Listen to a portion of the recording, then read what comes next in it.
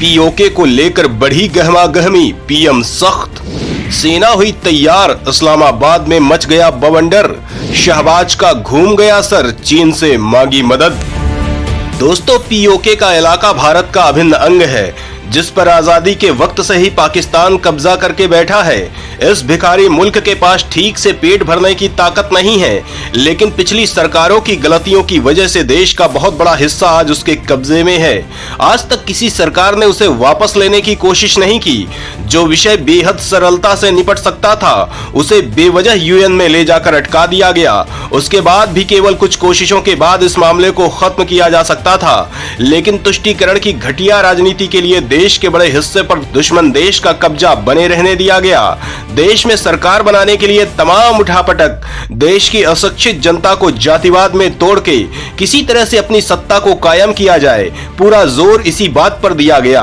देश के लोकतंत्र को बर्बाद करने के लिए जातिवाद का भयानक इस्तेमाल किया गया। ये हथियार देश की राजनीति में इतना ज्यादा चला कि अनपढ़ गवार लोग भी बड़े नेता बने बैठे हैं। देश का आम जनमानस ऐसी सोच रखता है कि हम खुद बर्बाद हैं तो क्या हुआ, हमारी जाति का नेता एमपी एमएलए है। बिहार जैसे मेधावी राज्य का इसी सोच ने सत्यानाश कर दिया और आज ये दशा हो गई है कि इस राज्य के सबसे ज्यादा लोग पूरी दुनिया में और देश के दूसरे राज्यों में आजीविका के लिए ठोकरें खाते देखे जा सकते हैं।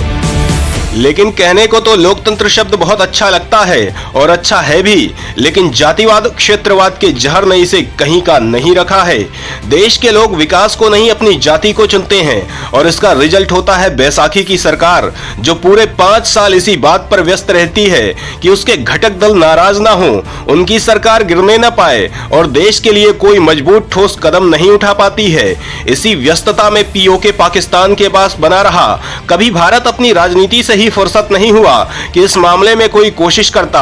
हालांकि आज के वक्त में एक ऐसी सरकार है जो पीओके को लेकर बेहद सख्त है। पीएम मोदी अपने तीसरे कार्यकाल में इसके लिए मजबूत कदम उठा सकते हैं, जिसे लेकर पाकिस्तान में हंगामा मचा है और वो चीन से मदद की अपील कर रहा है।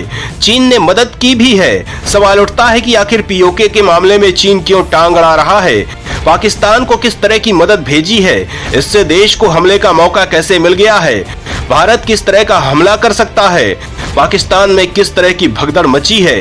तो दोस्तों, इस बारे में जानने के लिए वीडियो को आखिरी तक देखिए। नई सरकार बनते ही प्रधानमंत्री मोदी ने किया बड़ा ऐलान, 100 दिन के अंदर पाकिस्तान हो जाएगा पूरी तरह से बर्बाद, न्यूक्लियर जखीरे को किया जाएगा राख, पसरा सन्नाटा।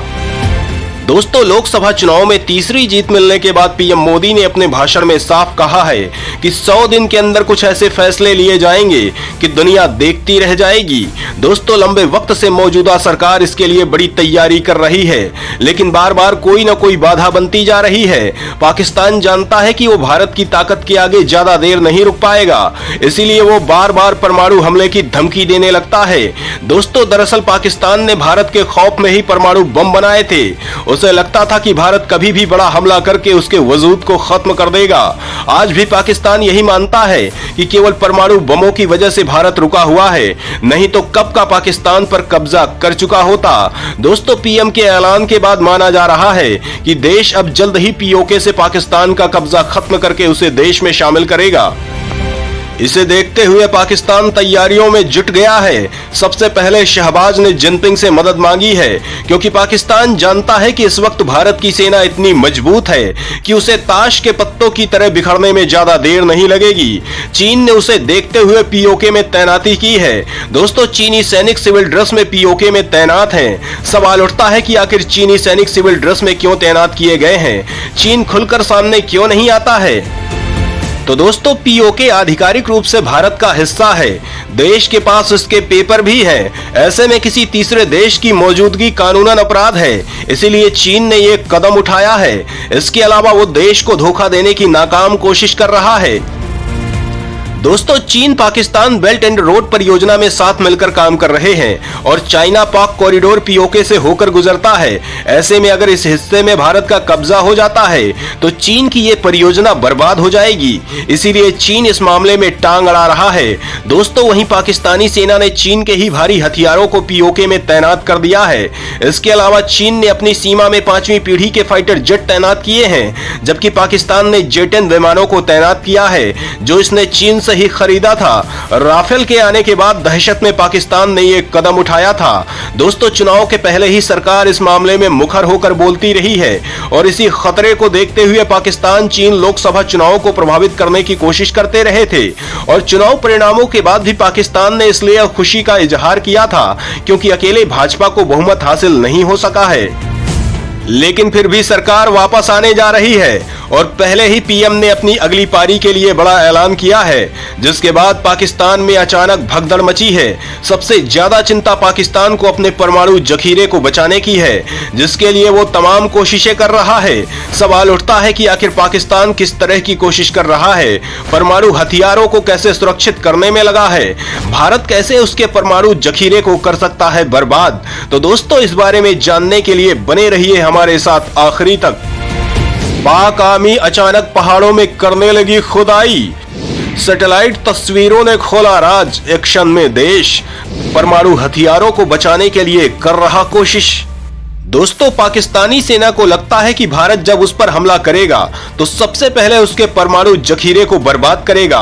वो ये भी जानता है कि भारत के पास इस बात की पुख्ता जानकारी है कि उसके पास कितने परमाणु हथियार हैं, सारे हथियार कहां सुरक्षित हैं। इसीलिए अब वो इन्हें बचाने की कोशिश कर रहा है। सैटेलाइट तस्वीरों से खुलासा हुआ है कि पाकिस्तान अब पहाड़ों के अंदर साइलों का निर्माण कर रहा है, ताकि अगर भारत की ओर से हमला किया जाता है तो उसके परमाणु बम बचे रहें और तेजी से पलटवार किया जा सके। यही नहीं, पाकिस्तान अगर पहले परमाणु हमला करता है तो उसकी गोपनीयता बनी रहे। हाल में ही पाकिस्तान की ओर से बयान आया है कि वो परमाणु बम को लेकर नो फर्स्ट यूज की नीति का पालन नहीं करता है। दोस्तों, जब कभी पाकिस्तान को खुद पर खतरा महसूस होता है, ऐसे में वो देश को अपनी परमाणु ताकत के बारे में ज्ञान देना शुरू कर देता है, जैसे कि भारत ने कभी परमाणु हथियार देखे ही ना हो। दोस्तों, पाकिस्तान का दावा है कि उसके पास 170 से ज्यादा परमाणु बम है।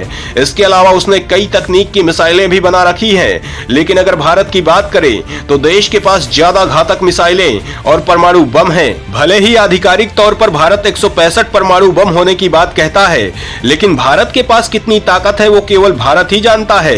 वहीं देश ने इतनी क्षमता हासिल कर ली है कि वो दुनिया के किसी भी कोने में परमाणु हमला कर सकता है। लेकिन आधिकारिक तौर पर वो अग्नि 5 को ही अपनी सबसे लंबी दूरी की मिसाइल बताता है, जबकि विशेषज्ञों का मानना है कि भारत ने अपनी सूर्य मिसाइल का परीक्षण कर लिया है, जिसकी मारक क्षमता 16,000 किलोमीटर हो सकती है। मतलब अब वो दुनिया के किसी भी कोने को दहला सकता है।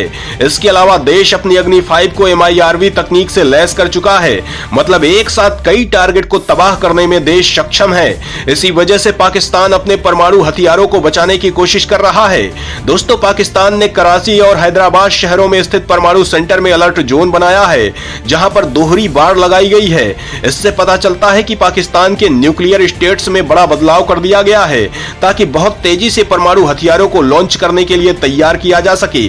पाकिस्तान में परमाणु ठिकानों के ढांचों में घुसने के लिए बनाई सुरंगों के बाहर कई ढांचे बनाए जा रहे हैं। इसके तहत कंक्रीट की परतें, स्टील प्लेट, विस्फोटक स्टील प्लेट आदि को लगाया जा रहा है। तो दोस्तों, इस बारे में आप क्या सोचते हैं, कमेंट में जरूर बताएं।